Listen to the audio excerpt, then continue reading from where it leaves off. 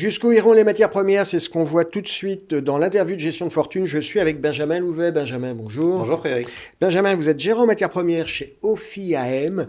Vous êtes dans le cœur de l'actualité parce que là, avec la guerre en Ukraine, toutes les matières premières sont en train de flamber. Oui, tout à fait. Alors on avait connu déjà une première alerte oui. avec la reprise post-pandémie qui avait entraîné une très forte appréciation d'un certain nombre de matières premières et puis des récoltes qui n'avaient pas été bonnes dans les années précédentes qui ont fait que les stocks étaient assez bas. Donc on avait déjà pas mal d'inquiétudes. Et puis il se trouve que la Russie et l'Ukraine sont deux pays qui sont absolument majeurs dans la production et l'exportation de matières premières. Alors on parle bien sûr du gaz, mais également du pétrole et dans une moindre mesure du charbon. Et puis, on parle aussi des métaux, parce que la Russie a un rôle très important. C'est vrai qu'on en parle quand même des métaux. Ouais, on parle mais beaucoup de l'énergie avec la Russie. Ça a un rôle très important qui, pour l'instant, est moins visible, mais qui va le devenir de plus en plus. La Russie, par exemple, l'un des plus gros producteurs de nickel au monde, et le plus gros producteur et le plus gros exportateur de palladium, qui est un métal indispensable pour avoir des voitures propres, puisqu'il sert à faire les pots catalytiques.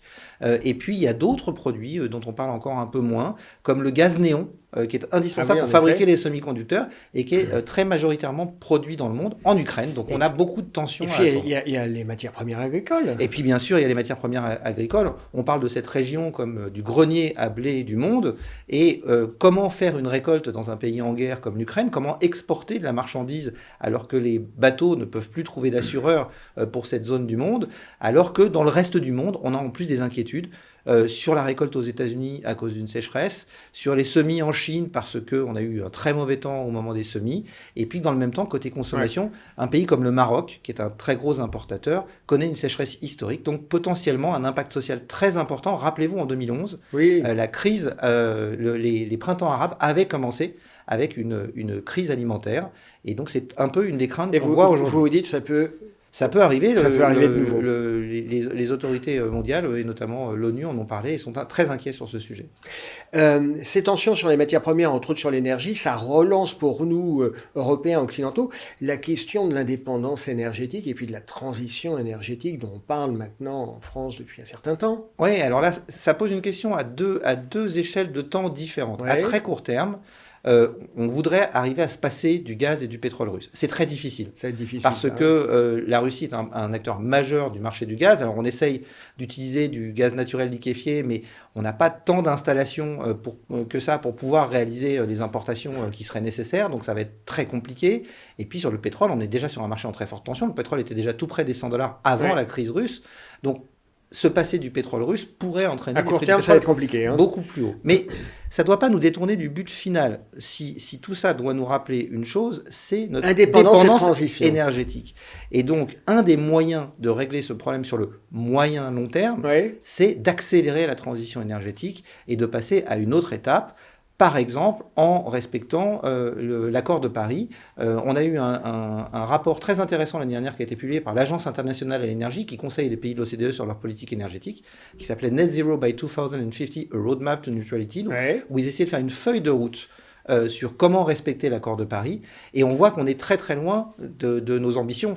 Si on regarde dans le domaine du solaire, par exemple, l'Agence internationale à l'énergie explique qu'on a installé un record de 130 gigawatts de capacité solaire en 2020. C'est un record mondial, mais l'Agence internationale à l'énergie nous dit que si on veut respecter l'accord de Paris d'ici 2030, ce qu'il faut installer chaque année, c'est 620 gigawatts, c'est-à-dire presque 5 fois plus. Donc il est grand temps d'accélérer. Il y a un enjeu là. Comment on fait pour franchir cette transition, pour réaliser cette transition? Alors je crois que d'abord, il y a une volonté politique. Clairement, on peut décider, il va falloir faire des grands plans industriels et avoir une vraie volonté politique d'aller dans ce sens-là. Mais pour pouvoir réaliser cette transition, il y a un point extrêmement important et qui constitue pour moi aujourd'hui un angle mort de la transition énergétique dont on commence à comprendre qu'il est important, ce sont les métaux. Parce que, contrairement à ce que les gens croient, on ne fait pas d'électricité seulement avec du vent ou avec du soleil. Pour faire de l'électricité, il faut un transformateur qui va convertir cette énergie du vent ou du soleil en électricité. Et ce transformateur, il est fait d'actifs réels et essentiellement de métaux. Et les besoins vont être faramineux. Donc il faut qu'on prévoit ça. Un des éléments majeurs qu'on pourrait faire à court terme, c'est par exemple d'intégrer le secteur minier dans la taxonomie. Aujourd'hui, il n'y est pas. Alors, les métaux, la production de métaux pollue, mais sans ces métaux, nous n'arriverons pas à faire la transition. C'est pour ça que vous dites qu'on va passer d'une dépendance à l'énergie à une dépendance aux métaux. Tout à fait. il faut bien comprendre que... Et là, il va falloir sécuriser les filières amont pour s'approvisionner. Bien sûr. Alors, en France, on a commencé à le réaliser. Philippe Varin, l'ancien patron de Peugeot Citroën, a rendu un rapport à Emmanuel Macron au début de l'année qui appelait ça de ses voeux. On a mis en place un fonds. On est en train de mettre en place un fonds en France pour financer l'amont de la filière, justement. Mais il faut vraiment s'en préoccuper parce que je vais vous donner un exemple pour qu'on comprenne bien de quoi on parle. Ouais. Le nickel, qui est un métal indispensable à la production des véhicules électriques, aux batteries. Aujourd'hui, on en produit 2 millions de tonnes dans le monde, et on en produit là-dessus 1 million de tonnes qui est de qualité suffisante pour faire des batteries. 1 million de tonnes par an, d'accord ? Selon la Commission européenne, rien que pour la mobilité électrique, en 2040, il nous faudra 2 600 000 tonnes de nickel par an pour pouvoir faire les batteries. De qualité. De qualité, par rapport aux 1 million qu'on produit aujourd'hui. Donc il faut énormément d'investissements, sachant qu'en plus une mine, ça prend entre 5 et 7 ans à être construit. Oui. Donc il faut qu'on s'en préoccupe maintenant, et il va falloir probablement que les prix de ces métaux montent très fort pour encourager l'investissement des compagnies minières dans ce secteur-là.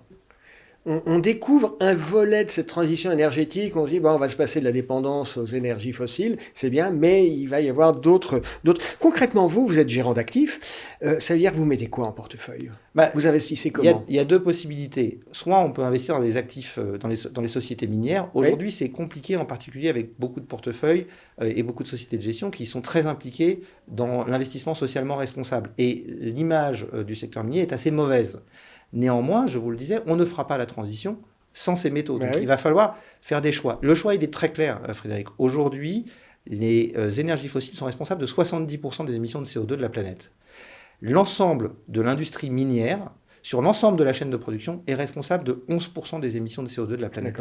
Donc avec ces 11%, on peut faire disparaître les 70% d'émissions de CO2 liées aux énergies fossiles. Je crois qu'il n'y a pas photo.